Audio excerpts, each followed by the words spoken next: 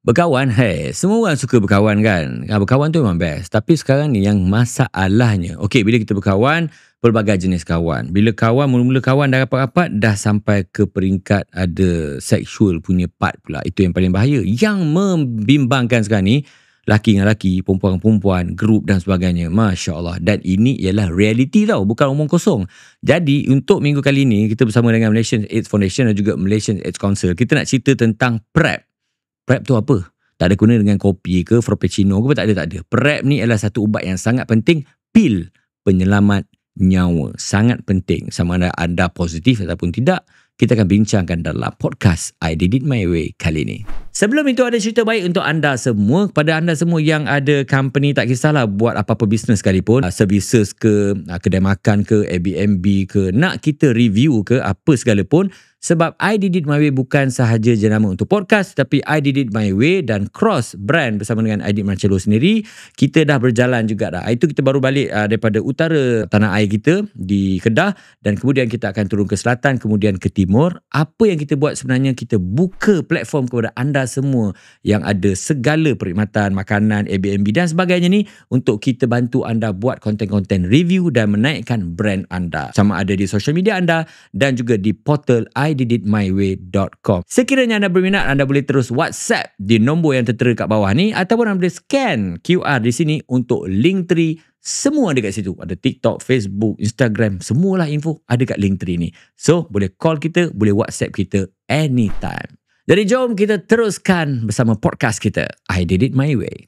Sempoi.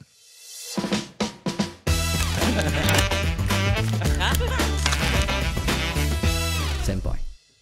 3, 2, 1. Assalamualaikum, hello, hi. Anda bersama saya lagi, I Did Marcello, again di podcast I Did It My Way. Sempoi. Okay, untuk siapa yang menonton podcast-podcast sebelum, thank you so much. Kau punya support, ada yang share video-video pendek kita di Instagram, di TikTok terutamanya, dan pendengar setia kita di Spotify, di Apple Podcast, thank you juga. Ya, sampai ke Spotify pun korang komen, di Apple Podcast pun korang komen, especially subscribers kita di YouTube. Thank you so much. Bukan saja komen-komen yang menarik, ada juga bagi suggestion siapa yang kita nak bawa. Mesti ada punya. Dan juga topik-topik yang kita discuss tu pun ada pelbagai soalan dekat situ juga. InsyaAllah slowly kita akan balas sebab ada terlalu banyak juga. Dan yang paling penting sekali, you all share lah klip-klip pendek ni. Sebab apa? Kadang-kadang benda simple ni, yang kecil-kecil ni, kita boleh memberi inspirasi dan juga share info. Senang je. Just share, benda tu akan spread. Tambah pula info-info yang terbaik dan juga info-info yang sangat berguna. Seperti episod kali ni juga, mungkin ada siapa yang pernah tengok episod lepas kan, kita ada buat special episode dengan Malaysian AIDS Council dan juga Malaysian AIDS Foundation. Kali ini kita bawakan topik ni agak panas juga sebenarnya. Dah lama kita bincang, tapi sebab hari ni doktor yang datang pada hari ni pun dia sempoi-sempoi je, sebab dia datang podcast, dia bukan interview dekat news ke apa kan, talk show ke. Jadi dia pun kita nak sembang secara doktor-doktor dan juga mungkin ada point of view sebagai ibu-ibu sikit ataupun kakak-kakak. Itu dia nasihat yang best. Jadi thank you so much kepada Dr. Anita Sulaiman, iaitu Presiden Harm Reduction Action Network. Sebut betul-betul, dikenali sebagai Haran. Belakang the N ya. Ya, Haran. Doktor, thank you so much doktor sebab sampai ke podcast saya ni. Alhamdulillah. So, thank you again daripada Malaysian AIDS Foundation dan Malaysian AIDS Council untuk yang arrange podcast kita pada hari ini.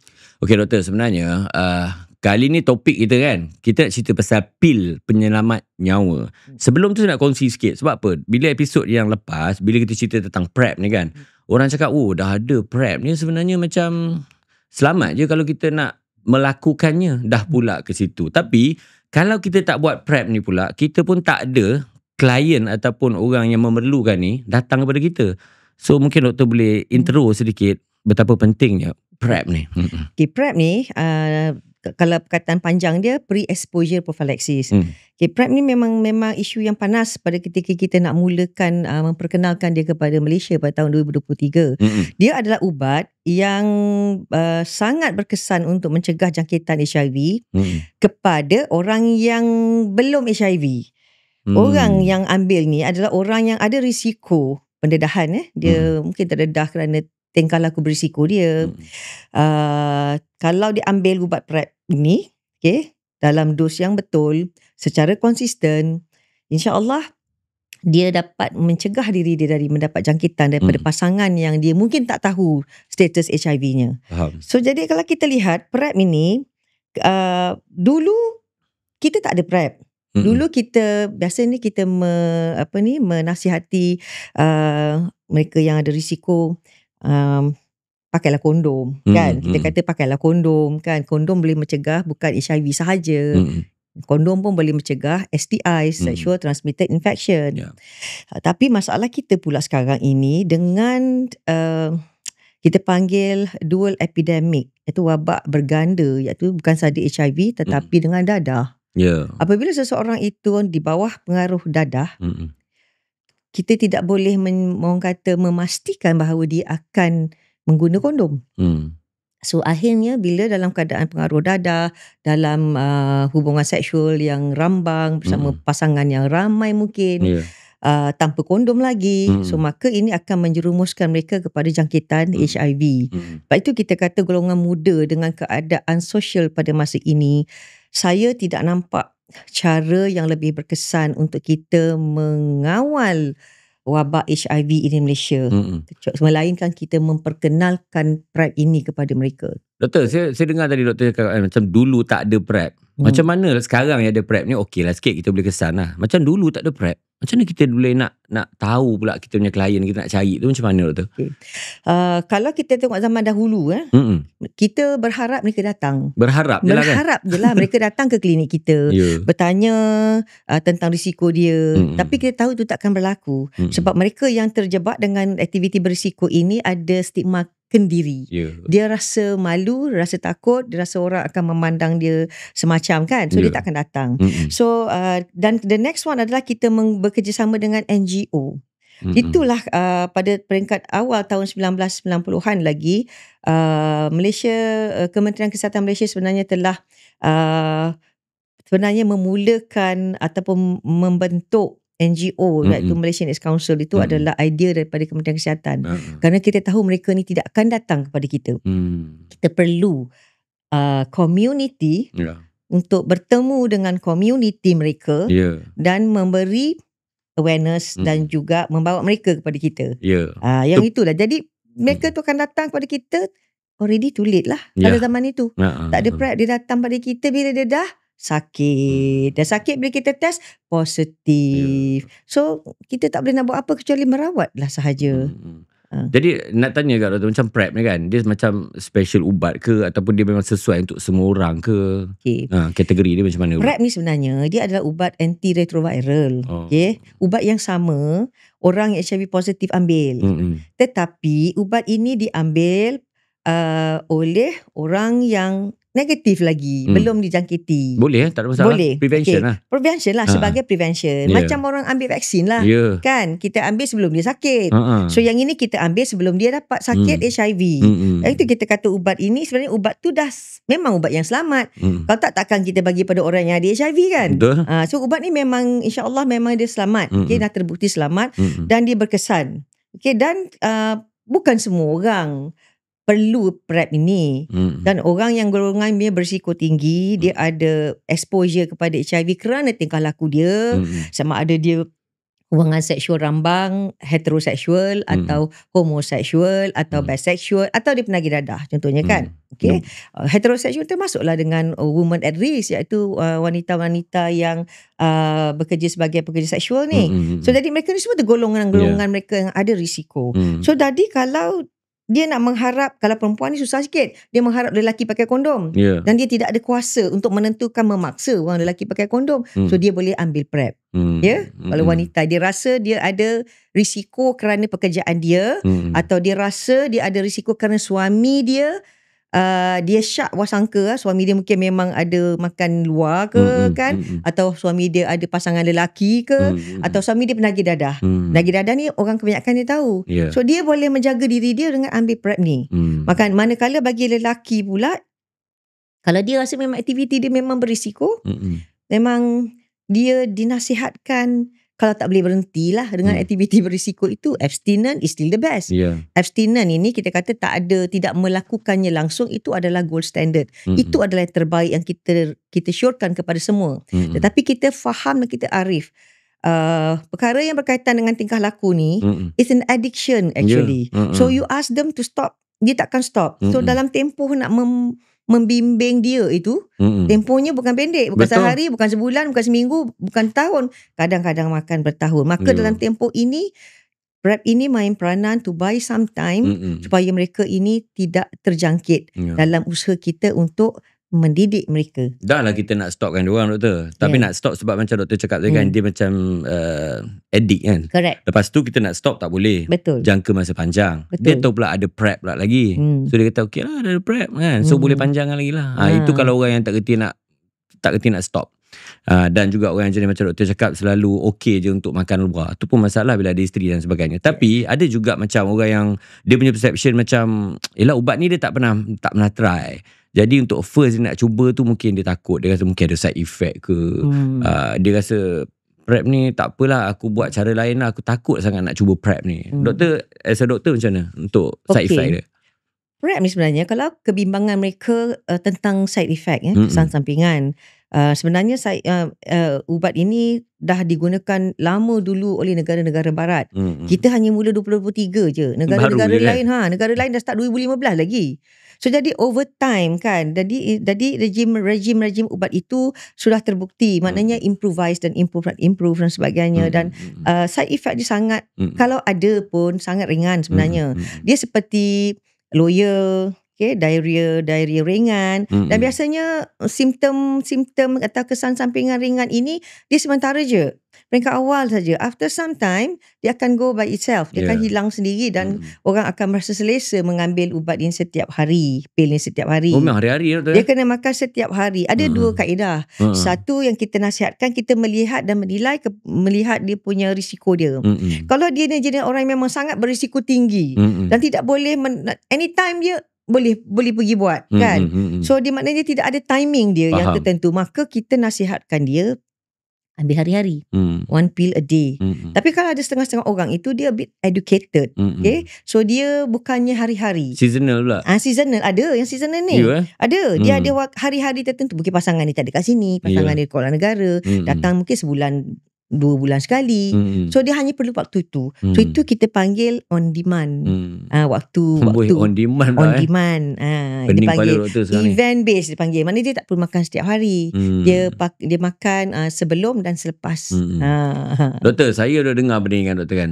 Dulu ni kita tak ada expose dengan social media benda macam ni. Jadi kita pun tahu kalau keluar iklan kat TV ataupun bercerita lah, jadi hebahan begitu je. Tapi daripada POV doktor sendiri, kes ni semakin teruk. Dan tadi doktor dah cerita kategori dia pun dah semakin bertambah, kategori dia yang saya tak pernah dengar pun ada. Jadi doktor nampak sebenarnya benda ni semakin spread teruk sangat ni. Kenapa contohnya? Okay, kalau kita tengok trend HIV di Malaysia sejak saya bekerja, saya rasa saya buat HIV work ni more than 30 years saya rasa. Masya Allah. Yes, sejak saya buat master dan saya buat HIV sampailah saya bersara. So jadi bila saya lihat dia punya trend dia dah berubah dah. Dahulu pada tahun 80-an dulu, 90-an dulu, awal 90-an kita punya wabak HIV kita ni dipandu oleh penagih dadah suntikan. Kalau kita tengok graf kita mencanak naiknya tu kan. Sebab kita screen dekat serenti. So kita kesan dia terlampau ramai sebab darah kan. Dia share jarum. Bila dia masuk satu jarum contaminated, dia akan spread pada ramai orang. Sebab lazimnya orang yang menagih dadah ni dia sharing. Betul. Tetapi dan pada tahun 2005 kita mulakan program harm reduction. Kita bagi jarum yang bersih kepada penagih dadah dan kita juga sediakan metadon iaitu oral dadah. Kalau kita tengok dua-dua ni adalah harm reduction. Bagi jarum bukan untuk kita menggalakkan dia menagih dadah. Betul. Ni pun selalu orang mislead juga itulah, kan. pada peringkat awal kita dah biasa dah. Kita biasa dah dibalun dengan berbagai tuhmahan dan sebagainya sebagai menggalakkan orang menagih dadah lagi bila kita bagi jarum dan kita nasihatkan penagih dadah ni, kalau you tak boleh berhenti, sebab kita tahu memang tak boleh berhenti. Kalau boleh berhenti, kita tak ada dadah zaman sekarang ni kan. Kalau kita boleh berhenti dari dulu lagi kan, we fail. So kita kata kalau you tak boleh berhenti, jangan kongsi. Ni jarum bersih, pakai sendiri, buang. Okay. Kalau terbaik sekali adalah tukar. Daripada menagih secara suntikan, you menagih secara oral. Metadon itu adalah sejenis dadah yang kita bagi secara percuma di klinik kesihatan kerajaan. Safe lah. Sebab dia safer. Dia bezanya opiat atau heroin ini berbanding dengan metadon. Metadon ni orang tu ambil setiap hari, tetapi dia boleh manage diri dia. Dia maknanya dia boleh mengurus diri dia. Dia taklah lock kalau makan tu, kalau dah inject tu memang dia tak boleh buat apa-apa dah. So memang kita panggil not productive at all. So kalau dia bertukar kepada metadon, dia boleh bekerja, dia boleh berkeluarga, dia boleh ada anak tanpa dia mendapat jangkitan. Cuma dia perlukan dadah gantian. Itu kita panggil terapi gantian dadah tu. So itu kena kita lihat sekarang. Tapi dan oleh kerana harm reduction itu, kita melihat penurunan yang sangat ketara. Daripada sebelum ini 70-80% kes HIV kita disebabkan oleh penagih dadah suntikan. Sekarang ni agak-agak berapa? Kalau doktor dah kata penurunan yang drastik, maybe dalam 30%? Tak 2-3% only. 2 ke 3? Yes. Masya Allah. So tetapi apabila penagih dadah suntikan ini telah kita dapat kawal jangkitan HIV dalam kumpulan ini, dia yang naik sekarang nampak adalah seksual. Sebab seksual ni tak ada kaedah selain daripada kondom. Kan? Yang susah soalnya tu. kita melihat sekarang pada tahun 2010 dia dah cross over. Maknanya kes HIV kita bukan lagi disebabkan oleh penagih dadah suntikan, tetapi disebabkan oleh seksual. Sehingga kini kes yang disebabkan oleh seksual itu dah supersede. You imagine lah 2% sahaja yang penagih dadah melalui suntikan. Yang lain itu adalah seksual. Sama ada homoseksual atau heteroseksual. Oleh kerana dah berubah landscape itu, maka kita tidak boleh lagi bergantung hanya kepada abstinence dan kondom. Cannot. Because kalau kita biarkan, dia akan rebound. Sekarang kalau kita lihat, dia tak bergerak tau. Okay. Beberapa tahun kebelakangan ini, bilangan kes kita tu pada kadar 3,000 setiap tahun kan. Dia tak turun, dia tak naik. Tapi ini tidak bagus. Sebab dia secara perlahan-perlahan sebenarnya dia berkumpul. Dan dia akan naik, dia akan rebound kalau tidak ada satu kaedah intervention yang tuntas dalam hal menangani isu seksual ini. Itu yang Kementerian Kesihatan memulakan. Nak tak nak kita start jugalah 2023 tu kita mulakan pilot project. Yang PrEP ni lah. PrEP ni kita mulakan 2023. Sebenarnya kita dah tahu dah scientific evidence banyak. Tak perlu kita nak uji lagi. Tetapi kita nak tahu bahawa kalau kita bagi di klinik kesihatan, kerajaan, adakah golongan-golongan yang berisiko tinggi ini nak datang sebabkan stigma. Betul. Tapi alhamdulillah kami berjaya membuktikan bahawa walaupun ubat ini disediakan oleh Kementerian Kesihatan ataupun kerajaan, people still come. Datang especially mereka golongan B40 yang tidak mampu nak beli ubat. Ramai. Kes kalau tahunan sekarang berapa doktor lebih kurang? Sekarang ni sejak 2023 sehingga 2025 bulan Jun ada lebih 9,000 yang datang mengambil PrEP dengan Kementerian Kesihatan. Ni tak masuk private sikit lah kan. Tapi kerajaan ni lah sebab dia banyak klinik tu di mana-mana kan. Walaupun tidak semua klinik kesihatan menyediakan perkhidmatan itu, kita berharap pada tahun hadapan, mulai tahun hadapan, perkhidmatan ini boleh disediakan dengan lebih meluas. Sebab orang yang kita nak tackle ni ramai. 9,000 sebenarnya jumlah yang kecil. Kecil Dia tidak boleh memberi impact penurunan jangkitan bagi Malaysia sebenarnya. Faham. Dia perlu berskala. Okey doktor, contoh kan, katalah seorang A ni kan, dia dah rasa macam dia nak test, dia nak pergi kat hospital kerajaan contohnya, nak pergi ambil. Dan itulah muka dia dah nampak. Lepas tu dia akan jumpakan doktor pula pelbagai karakter pula. Kalau doktor yang jenis tahu nak tackle, okey. Kalau doktor datang jumpa first, dia tazkirah terus, tak datang dah kawan tu. Betul. Jadi adakah kaedah lain yang macam kita tak perlu nak jumpa lah? Maksudnya kita nak test dulu sendiri. Yang tak payah orang tahu. Nama saya tak perlu dikeluarkan. Dan saya je yang tahu. Family semua tak tahu. Dia anonymous lah doktor kan. Yes. So itu sebab di Kementerian Kesihatan dengan kerjasama Malaysian AIDS Council and Malaysian AIDS Foundation, kita melaksanakan self-test. Sekarang kita ada self-test tahun 2023 kan, kita launchkan self-test ni. Reason kita sebab kita tahu golongan muda ni dia tak akan datang. So at least melalui program self-test, dia ada link tree, dia ada QR code yang mana kalau mereka ni nak dapat maklumat, nak dapat free self-test kan, dia test tu akan dipostkan ke rumah masing-masing. Tetapi sebelum itu dia akan melalui beberapa siri maklumat, awareness, menilai risiko diri dia. Jadi maknanya secara tidak langsung dia akan mendapat maklumat yang tepat tentang HIV, tentang risiko yang dia ada, dan lepas tu baru dia akan submit, dia akan dapat test tu di rumah dia, dan dia buat sendiri. Sekarang ni senang je buat tu. Semua orang macam COVID pun buat sendiri kan. Macam COVID test lah ni. Tapi ni bukan COVID lah, dia pakai darah. Ada juga yang pakai oral ya. Tapi oral dengan darah ni sebenarnya darah tu lebih tepat sebenarnya berbanding oral, tapi orang takut kan. Tapi kalau yang oral pun ada juga. Tapi doktor nak tanya jugalah, macam okay, katalah yang A ni dia pun dah buat self test. So dia buat kat rumah, tiba-tiba katalah positif. So dia perlu bagi tahu jugalah kepada pihak Kementerian Kesihatan contohnya, ataupun dalam sistem tu yang dia positif. Nama dia pun akan diketahui. Dan soalan saya yang seterusnya ialah, orang ni bila dia dapat tahu dia positif pula, dia dah panik tau. Sebab dia mungkin tengah bekerja ataupun sedang nak mencari kerja. Jadi data-data ni mungkin dikongsi dalam sistem dan tak boleh nak dapat kerja pula. Itu pun antara faktor yang bimbang. Okey, maklumat pesakit HIV atau people living with HIV ni, dia sulit sebenarnya. Dia tak boleh lepas, dia hanya dalam Kementerian Kesihatan. Tujuan kita adalah sebab bagi semua penyakit berjangkit, dia tertakluk kepada Akta Kawalan Penyakit untuk dinotifikasi oleh mana-mana doktor yang mengesan penyakit itu. Okay, tapi kalau dia buat self test dan lepas tu dia tahu dia ada risiko, katalah dia reaktif, dia kata positif kali pertama, kita tak boleh confirm dia lagi sampai dia datang kepada kita untuk kita withdraw blood dia dan kita hantar pada lab untuk ujian kedua. Baru kita boleh confirm bahawa dia positif atau tidak. Okay, so self test tu hanyalah saringan pertama supaya dia boleh plan ahead. Kalau dia kata ya aku ni mungkin positif lah, so at least dia boleh mendapatkan bantuan.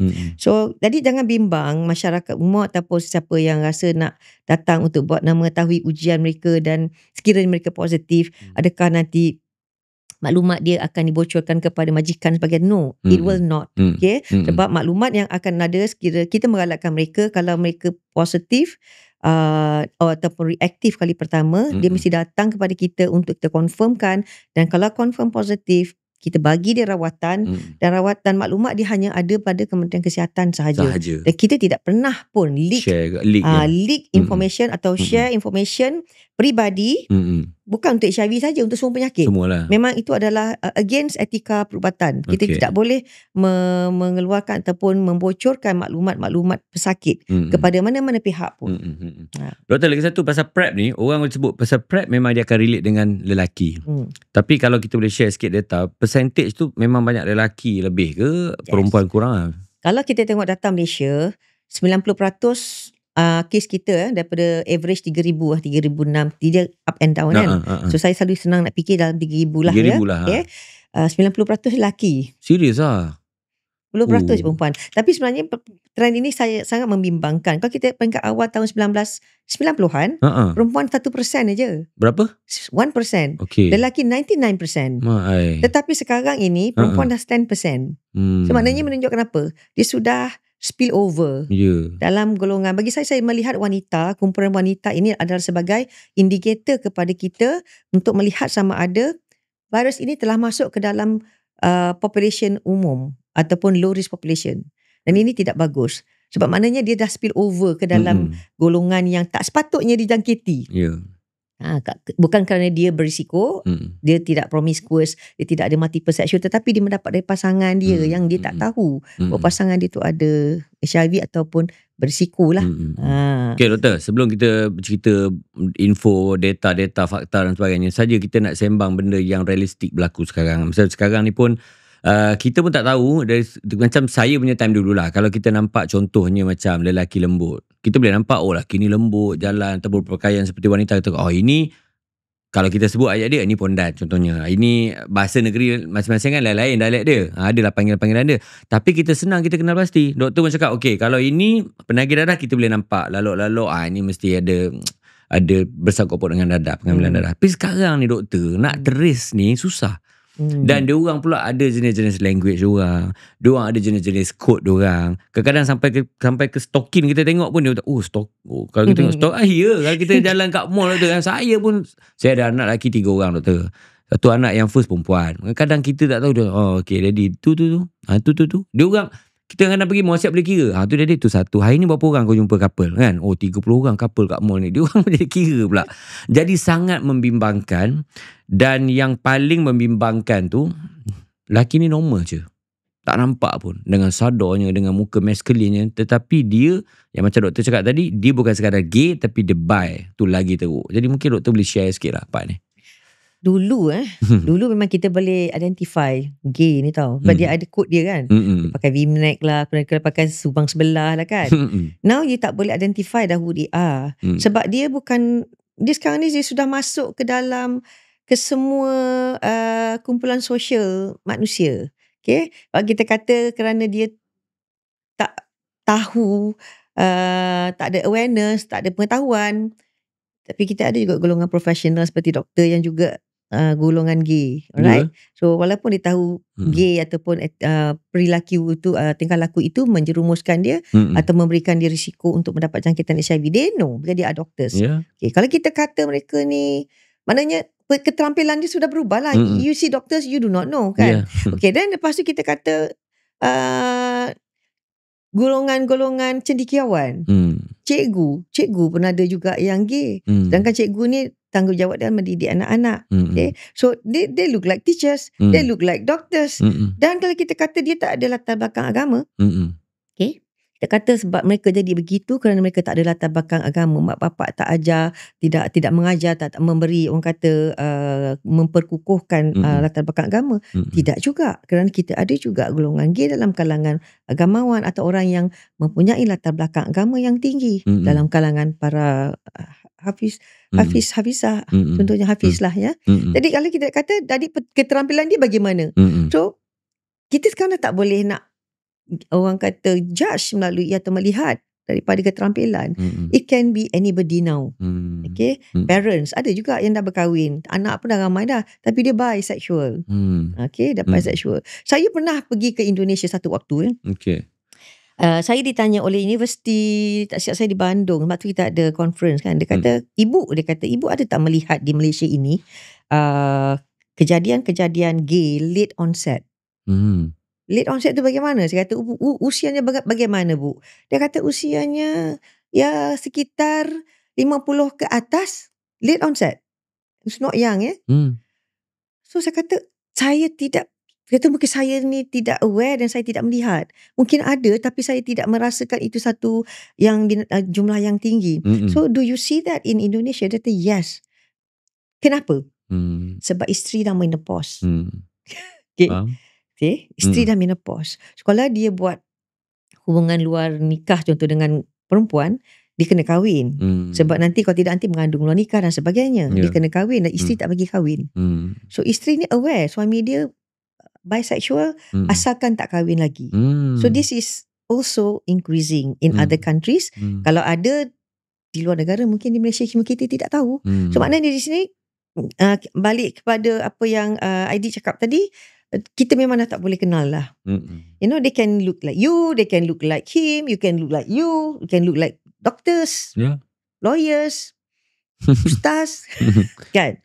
So di sini, itu sebab bila kita melihat keadaan ini dan tingkah laku bisexual is also sangat membimbangkan. Kalau kita lihat kajian IBBS, Integrated Bio-Behavioral Surveillance Survey 2022, 7.8% atau close to 8% gay ni, dia adalah bi. Bisexual maknanya ada antara mereka kahwin berkahwin. Bahaya ni. So bila berkahwin, jadi kita nak kena didik mereka. Sebab tu PrEP ini sangat perlu pada saya, sebab kita kena beri mereka peringkat awal lagi sebelum mereka decide to get married. Kalau baik sebolehnya, kalau you gay, you stay gay, janganlah jadi bi. Sebab you are not being fair the woman kepada isteri you kan. Sebab biasa yang bi ni, yang wanita atau isteri dia tak tahu, dia tak kesan sebenarnya. Dia hanya tahu apabila dia mendapat jangkitan ketika dia mengandung. Bila kita test, dia mengandung, kita buat test semua kan. Kita hanya kesan masa tu. Dan masa tu kita dapati, baru dia dapat tahu suami dia bisexual. But that's too late. Walaupun kita boleh bagi rawatan kepada ibu, pencegahan untuk anak dalam kandungan, but the wife dah already infected and you know, wanita ini, isteri itu utamanya, dia caretaker. Dia menjaga suami, dia menjaga anak-anak. So kita perlukan wanita ini sihat. Itulah kita, jadi kita kena buat, kena bagi juga something, PrEP. Kita kena sediakan juga PrEP, bukan untuk mereka yang berisiko tinggi, yang melakukan hubungan berisiko tinggi, tetapi bagi para wanita juga yang suami dia ada risiko. So dia perlu buat satu keputusan untuk diri dia. Kalau dia suruh husband dia pakai kondom, kalau husband dia tak nak pakai, macam mana? Betul. That's it. Betul. Habis. So dia tak ada pilihan. Tapi kalau ada PrEP, maka dia boleh diperkasakan untuk dia buat tindakan diri untuk menjaga diri dia. Sendiri. Doktor, tadi doktor cakap pasal umur kan, mungkin dah lanjut usia sikit lah, macam dekat kes dekat Indon dan sebagainya. Tapi dekat sini lah saya nampak pula, saya tak sure sebab tak ada data tu. Kalau doktor boleh share, nampaknya macam sekarang ni dia macam nak cakap, macam dia ada golongan yang muda ni, peringkat sekolah menengah ni mungkin baru-baru belajar-belajar tengok pornografi dan sebagainya, baru nak start. Tapi ada yang dah start dengan apps dan sebagainya. Lepas tu dah pergi ke universiti. So ni universiti level ni saya nampak dia macam berulang nak makan ikan tau dekat pemangsa dia kan. Dia macam yang berulang ni mungkin orang yang macam dah ada duit banyak. Dia tengok bila mangsa dia yang sesuai, dan orang yang sedang belajar ni pun selalunya tak ada duit pun. Mak ayah kadang bagi duit belanja je, dan diorang mungkin nak kehidupan yang lebih. Dan mungkin itu pun antara faktor yang diorang termasuk dalam golongan ni. Ya, sebab saya rasa sebenarnya pendedahan kepada tingkah laku homoseksual yang tak tahu gay ni, dia bukan datangnya orang kata tiba-tiba. Dia dah awal lagi. Mungkin dia dah start bersekolah menengah lagi. Mungkin dari sekolah di situ kan. Dan apabila dia keluar daripada, mungkin sekolah tu dia agak orang kata terkekang kerana dia masih dengan mak bapak, cikgu di sekolah. Tapi apabila dia masuk saja ke IPTA atau IPTS, dia out on their own. Merdeka terus lah. Merdeka. So parents dah orang kata dia orang kata merdeka lah ni. So di situ kadang-kadang kalau kita lihat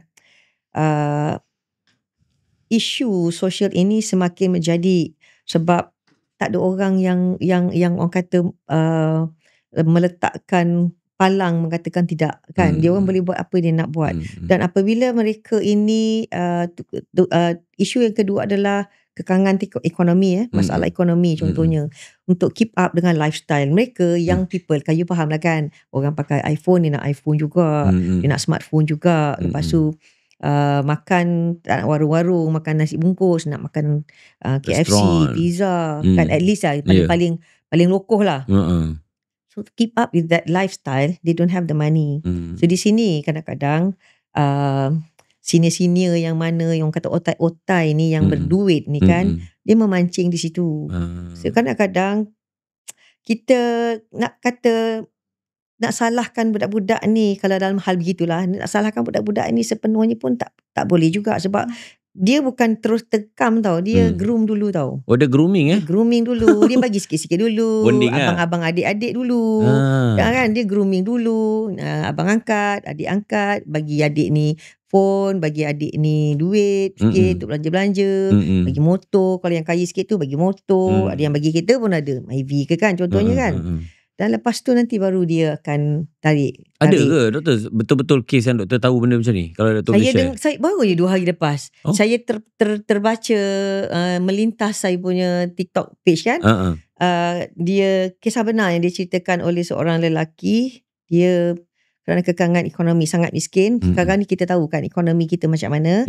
So dia ada anak dan ada isteri, dan dia memang sangat daif dan sangat susah. Kemudian dia berjumpa dengan seorang lelaki who is dalam cerita ni lah saya menceritakan balik who is a doctor. Dan dia bantu orang ni, bagi duit, sewakan rumah. So maknanya kehidupan dia berubah daripada yang sangat susah sengkit ni jadi orang kata senang lah, anak boleh pergi sekolah, ada duit kan. Jadi tapi lepas satu tempoh yang sesuai, pendana ini akan mengatakan bahawa dia masuklah jarum. Dia kata hubungan seksual dia tak semestinya dengan perempuan saja. Boleh saja kemesraan itu dengan lelaki. Jadi di sini yang dia merasa terperangkap kerana terhutang budi. So maknanya dia di sini dalam isu ini dia terperangkap sebab kekangan ekonomi dia. So dan dia terpaksa meneruskan kerana kehidupan yang terpaksa dia, sebab dia tak ada pekerjaan kan yang lain.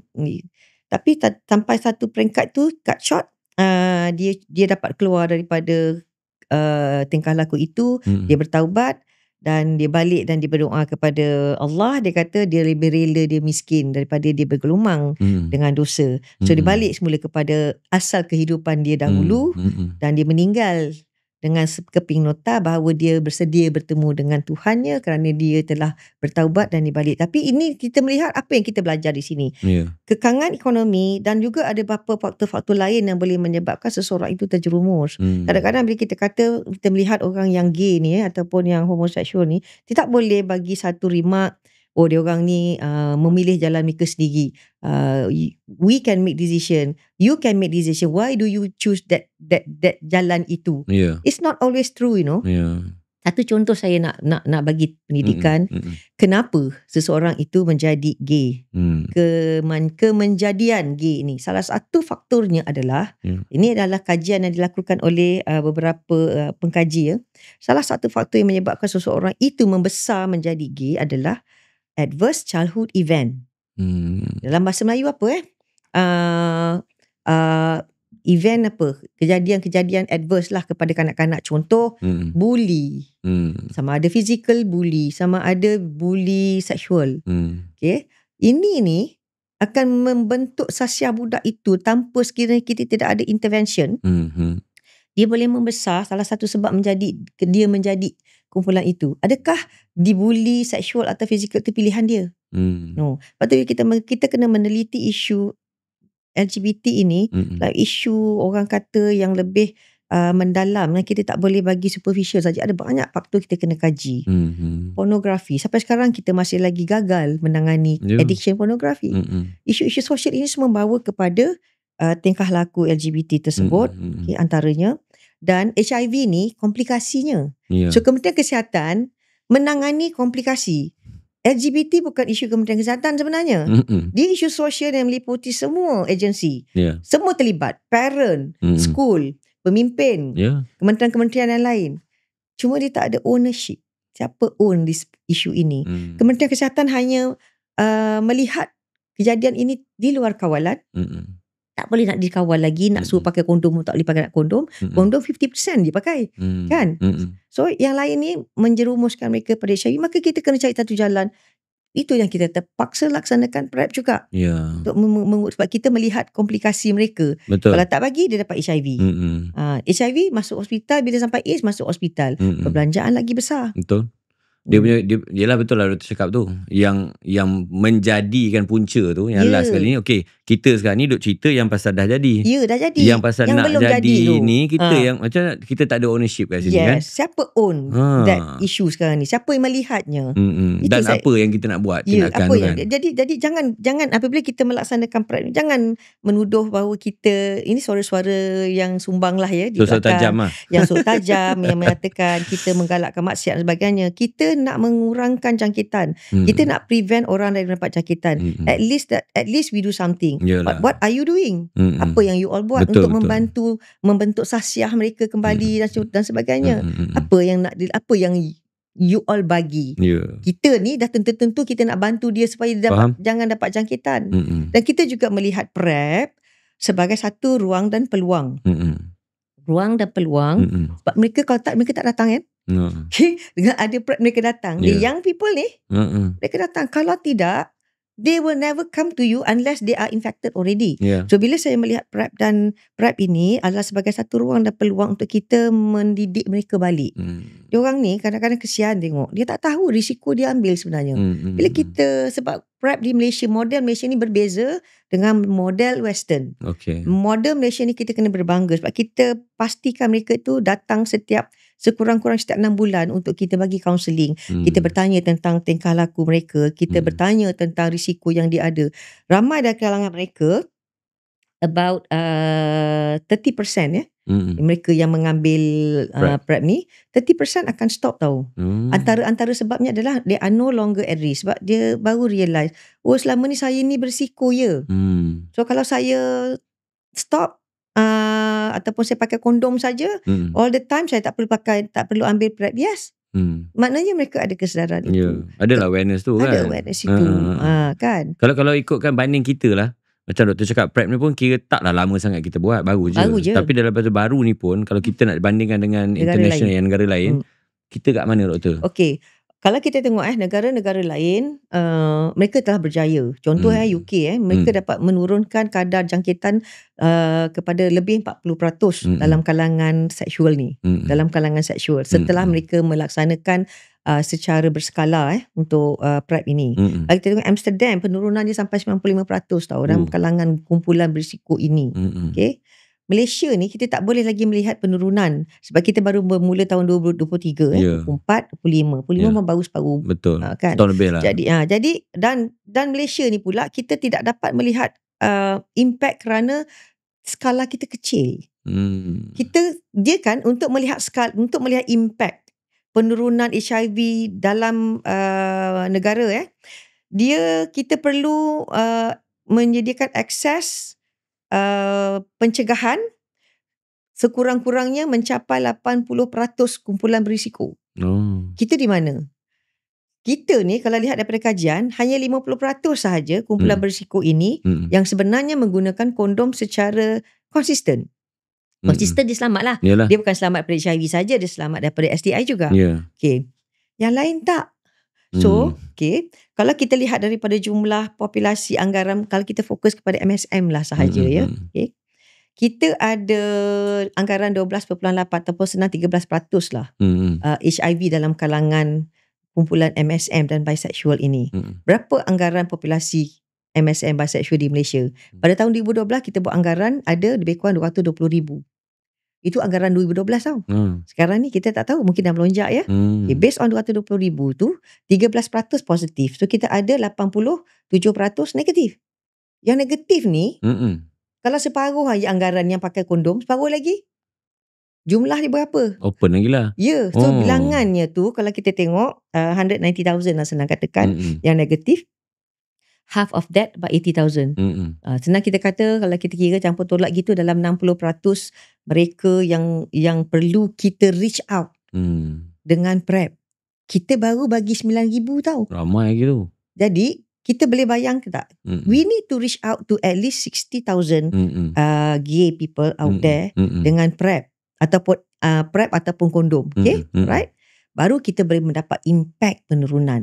So now kita jauh perjalanan. Faham. So saya sangat berharap Kementerian Kesihatan dapat mempercepatkan proses perluasan berskala pemberian PrEP ni di klinik-klinik kesihatan kita.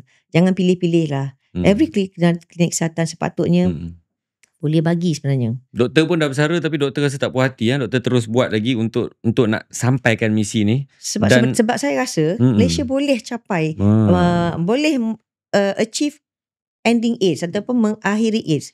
Malaysia boleh mengakhiri AIDS sebenarnya. Kita dah ada, semua dah in place dah.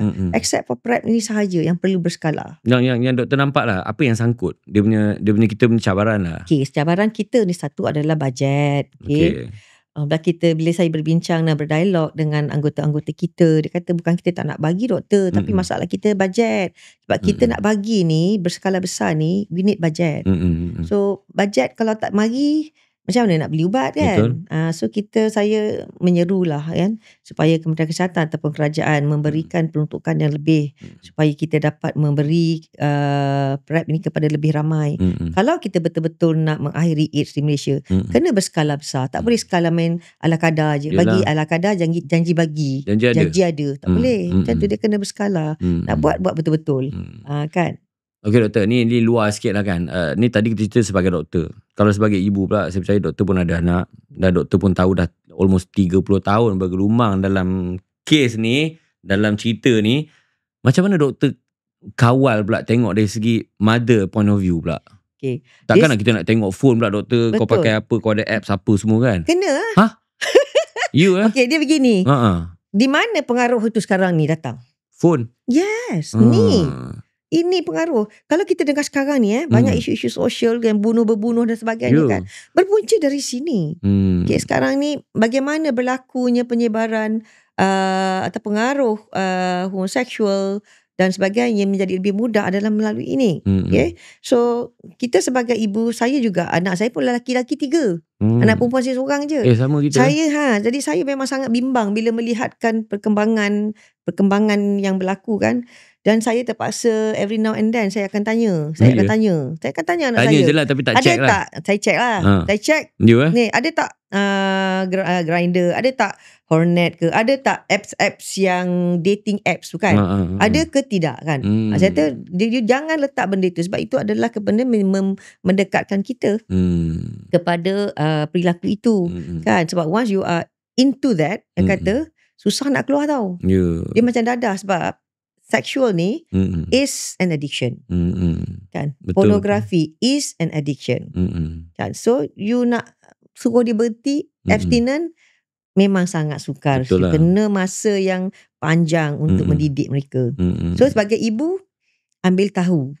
Kita sebagai ibu ni saya rasa sesibuk mana pun kita kena ambil tahu anak kita tu dengan siapa, berkawan dengan siapa. Walaupun kalau anak-anak kita di dalam asrama lagi kita kena ajar dia safe, kita panggil apa, sentuhan yang selamat kan. Apa yang boleh, apa yang tak boleh. Kalau ada orang sentuh sini tak boleh. Yang tu kena lapu. Tapi kita cakap tak apalah sebab dia perempuan, kawan dia pun perempuan, selamat je. Selalu macam tu pula. Tetapi ada lesbian di situ. Jadi isunya ni dia dah di luar kawalan kita. Betul lah. Dia dah di luar kawalan kita. Kan? Yang ada dalam kawalan kita tu yang duduk di rumah. So janganlah kita melepaskan peluang untuk kita mendidik dan mengawal anak kita yang mana berada di dalam depan mata kita. Even kat dalam asrama pun boleh. Saya rasa cikgu-cikgu main peranan kat situ. Kementerian Pendidikan main peranan yang sangat penting untuk memastikan perkara ini dapat kita rungkai dan kita hadapi dengan cara yang baik lah. Sebenarnya untuk mendekati dengan golongan-golongan ni juga doktor kan, macam contohlah macam kita pernah tengok reality show ataupun mana-mana kat social media, contoh dia pergi, macam mana kita nak mendekati maknya kan. Kalau kita bawa seorang ustaz yang memang nak talbiah aja berlari bersepah maknya-maknya ni sama juga dengan golongan ni doktor. Kalau sebab apa yang saya tengok lah usaha yang dijalankan oleh Malaysian AIDS Foundation dan juga Malaysian AIDS Council ni kan, dia ada di lapangan. Betul. Orang yang sebenarnya faham dia punya kategori ni, jadi diorang ni semakin macam dah open untuk didekati. Lepas tu bila dah ada counselling dan sebagainya, diorang pun tahu macam mana nak mencari jalan keluar. Saya rasa itu yang penting juga. Macam doktor cakap tadi tu, sebab saya terfikir doktor kata cikgu-cikgu di universiti-universiti ataupun di college ataupun di sekolah pun sebenarnya dah kena menjadi kawan sedikit untuk mendekati. Tapi untuk memperbaiki lah. Sebab sekarang ni pun bahaya kan, kawan-kawan saya tengok ada juga yang macam kau asyik keluar dengan cikgu ni je kan, risau pula kita. Contohlah kan. Sebab betul tu kita kebimbangan tu kan. Tuition kat rumah risau kan. Selalu tuition kat sekolah, dah habis sekolah tak sambung ni, ada sambung tuition kat rumah cikgu. Risau kan. Dulu tak ada fikir kan, sekarang dah fikir. Cikgu dah kahwin lah. Dah kahwin, dah ada anak. Dah ada anak pun risau juga. Memang merisaukan lah sekarang ni. Sebab doktor pun dah cakap kita dah betul di luar kawalan. Betul. Jadi sekarang kita ni berada di luar kawalan. Isu sosial kita banyak sebenarnya. Yang sebenarnya kita sweep under carpet tau. Kita tidak, orang kata, berani untuk membongkar dan meneliti root cause dia supaya kita boleh tangani. Contohnya kan, kalau kita boleh buat, Kementerian Kesihatan boleh buat apa, akta tembakau kan, kawalan tembakau. Tak boleh ke buat akta ni? Supaya maknanya kadang-kadang mana-mana kanak-kanak yang dibawa umur sekian-sekian tidak dibenarkan install ke apa ke kan. Tapi saya rasa didikan ibu bapa lah. Ibu bapa mungkin perlu kembali kepada asas. Betul kan. Janganlah bagi awal sangat anak-anak gitu. Teknologi ni memang kalau kita nak ikut memang tak habis. Tapi macam saya cakap lah, macam dulu kan dia ada dua yang pepatah yang kalau kita boleh ingat. Satu, orang cakap apa-apa pun mula pada rumah. Dulu pun kita tak tahu, tapi bila saya dah jadi bapak ni saya fikir betul lah kan. Kalau kita biar, kalau kita nampak anak kita dan kita biar, kita rasa benda tu normal dan kita menormalisasikan benda tu, jadilah benda tu. Betul. So yang tadi punya doktor punya share tu, kalau kita terhutang budi, jangan hutang budi nanti tergadai bodi. Dulu pernah dengar kan? Ini dah jadi. Betul lah. Betul tu. Reality tu. Habis kan. Okay doktor, sebelum kita selesai kita punya sembang-sembang ni, mungkin doktor boleh share sikit antara sweet moment ataupun cerita kejayaan yang Haran dah pun dapat lah doktor. Haran ni baru sebenarnya, tahun lepas je. Tetapi dalam usaha saya dalam cuba mengekang jangkitan HIV di Malaysia ini, kita berjaya untuk ibu dan anak. Malaysia salah satu negara pertama di rantau Pasifik Barat yang telah berjaya mengeliminasi jangkitan HIV dan sifilis dari ibu ke anak. Ini adalah antara kejayaan yang patut kita banggakan. Ya. Tapi golongan ni kecil kan. Yalah. Sekarang ni Minum kita sikit doktor lu.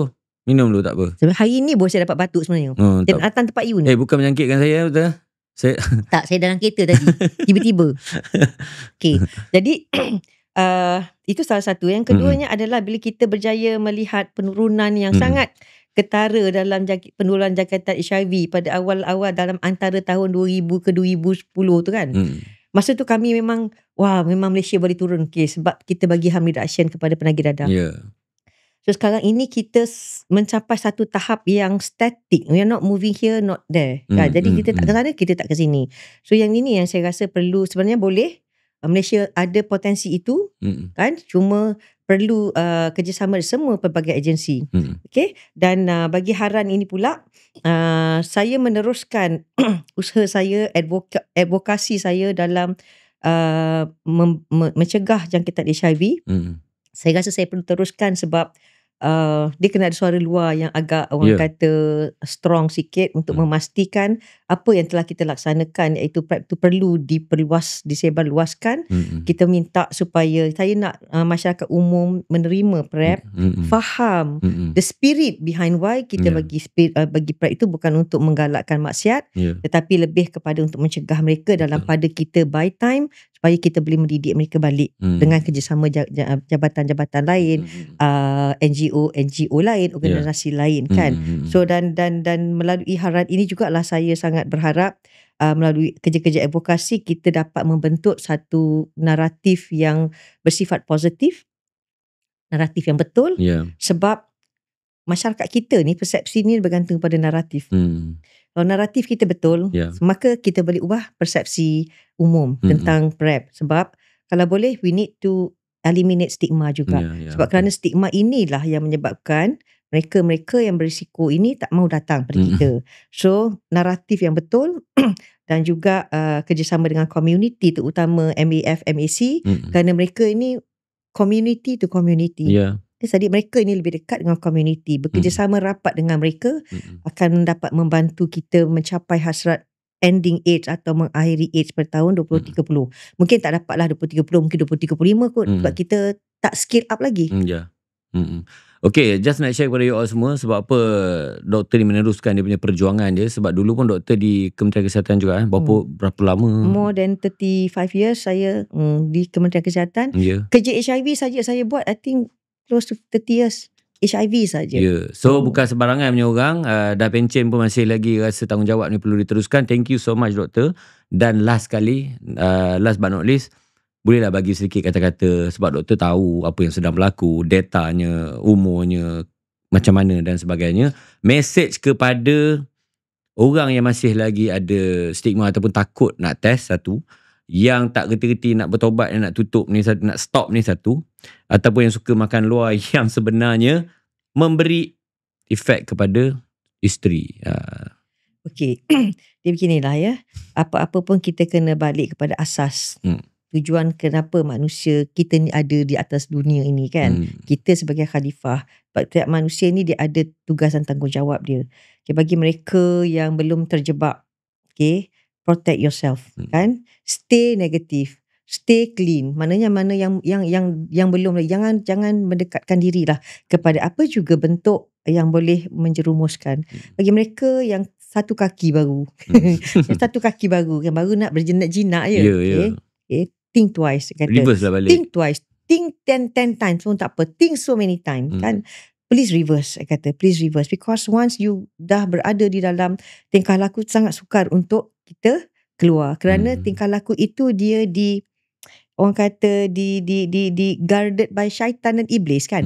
Dia akan berusaha untuk mengekalkan you di dalam dosa ya.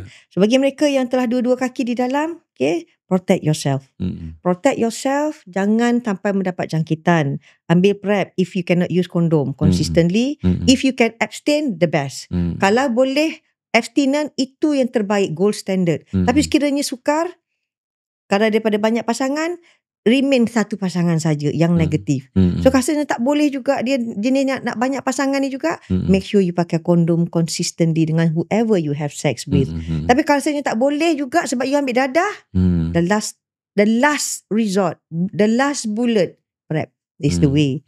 Okay? So bagi lelaki pula, sekiranya you pelaku ataupun mengamalkan homosexual, please remain homosexual. Janganlah jadi bisexual. Bukan maksud saya kekal. Kalau you boleh berpatah balik, that is the best. But jangan pula you berpindah ataupun bertukar menjadi bisexual hanya kerana untuk menutup status you. Kita faham sekarang ni ramai especially tekanan ibu bapa pula bila anak dia tak kahwin-kahwin, dia takut orang kata anak you ni gay ke kan. So dia mencarikan jodoh anaknya. Dia tahu anak dia gay, tapi dia berharap kalau dia menjodohkan dengan perempuan, mungkin dia boleh balik kepada straight. You are wrong. As a parent, dia kata, kalau anak you perempuan, patut orang buat anak you sebagai orang kata tool untuk membawa dia balik kepada anak orang lain kepada straight. Saya rasa you akan marah kan. So saya rasa kalau ibu bapa, please, kalau you rasa anak you memang gay, please help them. Jangan pula you paksa dia untuk berkahwin dan you mendedahkan pula anak orang lain kepada risiko jangkitan. You are not being fair to them. Okay? Sebab saya pun dengar juga doktor banyak kes macam ni. Betul. Doktor cakap ni kan, sebab ada circle kita sebenarnya yang macam, yelah, yang bekerja jauh, kadang balik kadang jarang-jarang, kerja 3 minggu 1 bulan, balik seminggu tu pun memang isteri tu pandang tak pandang je kan, pelik. Tapi biasalah kadang perempuan ni tak bercerita, lepas 3 tahun kahwin baru cerita sebenarnya, yelah orang kata apa, jadi apa, orang kata janda berhias dan sebagainya kan, sebab bercerai-berai, rupanya dia dapat tengok phone kantor semua dengan lelaki, benda dah terlambat kan. Betul. Jadi sekarang ni saya rasa kita tak boleh kenal dia siapa. So bagi wanita-wanita pun nak mencari pasangan pun kena dapat. Buatlah background check tu. Ya, background check. Tapi masalahnya background dia bagus je. Tapi itulah nasihat saya supaya apa-apa pun last kali kita doa. Betul. Kita berdoalah kepada Allah supaya kita terlindung daripada segala mara bahaya. Okay. Thank you so much doktor. Thank you so much again kepada Dr. Anita dah dapat berkongsi. Sebenarnya main kita tu ialah tentang PrEP, sebab PrEP ni pun ramai orang yang tak tahu dan ramai orang ingat PrEP ni nak kena bayar mahal. Memang ada macam doktor cakap di private punya hospital, tetapi kita bagi secara percuma juga, ada secara online. Pada siapa yang nak tahu, kita ada sediakan QR kat sini, so you boleh scan. Ada Linktree ni semua info ada, termasuk you all boleh request untuk apa dia panggil, untuk test kit ni percuma, hantar ke rumah pula tu doktor. Dan seperti doktor bagi tahu tadi, segala data yang anda masukkan, benda ni PNC, tak ada siapa pun tahu, dan anda boleh hantar balik anda punya result dan juga rahsia. Jangan risau, yang penting you all tahu kat mana you all berada, dan you all kena pastikan selamat. Bukan kita menggalakkan, minta tolong sangat kepada siapa yang selalu komen, oh best lah ada PrEP ni kan, so bila PrEP dah boleh save, dah boleh. Tak, kita bukan, oh ada PrEP ni macam, contoh kan, macam takkan kita nak makan ubat demam hari-hari. Contoh, sebab aku makan je lah Panadol hari-hari, paracetamol hari, sebab aku tak ada demam. Tak pula aku makan. Kan? Jadi bila kita sakit baru kita makan. Tapi kalau penyakit ni lambat lah. Dah sakit baru nak makan doktor. Betul. Jadi kita harap perkongsian ini sangat berguna. Jadi kepada mak ayah juga kena buka mata, kepada siapa yang ada anak. Jangan ingat ini adalah penyakit bila you dah bekerja, bila dah berkahwin. Tak. Kita start daripada awal. Orang kata kalau nak menentu buluh tu daripada rebung dia. Tapi ni bukan kita nak buat bagi kerjaya, tapi kita daripada awal kita kena pantau. Betul. Jadi tolong buka mata, tolong tengok mana anak yang pegang phone sampai, kalau satu hari tu sampai 12 jam, teruk sangat lah. Game apa yang bermain. So banyak sangat kat social media sekarang ni berkaitan dengan phone. Dah jadi macam-macam. Bully, rogol, bunuh dan juga benda-benda begini. So thank you so much again kepada Dr. Anita. Dan kepada you all semua, thank you so much juga kerana dengar sampai habis. Sebab penting sangat. So boleh tengok balik pada awal kalau terlepas di YouTube. Nak dengar semua di Spotify ada, di Apple Podcast ada. Dan juga di YouTube, di Instagram dan juga TikTok. Kita akan share banyak sebenarnya knowledge yang doktor dah share. Kita akan potong pendek-pendek dan kita harapkan perkongsian ni juga sampai kepada orang-orang yang sepatutnya. Okay? So ingat, PrEP ni selamat, tak ada masalah, percuma. Bila lagi? Scan dan ambil tahu. Yang penting ambil tahu. Itu dia scan. Kita kali ni podcast sama saya Adit Maiwit. InsyaAllah kita jumpa dalam episod yang akan datang. Sempoi.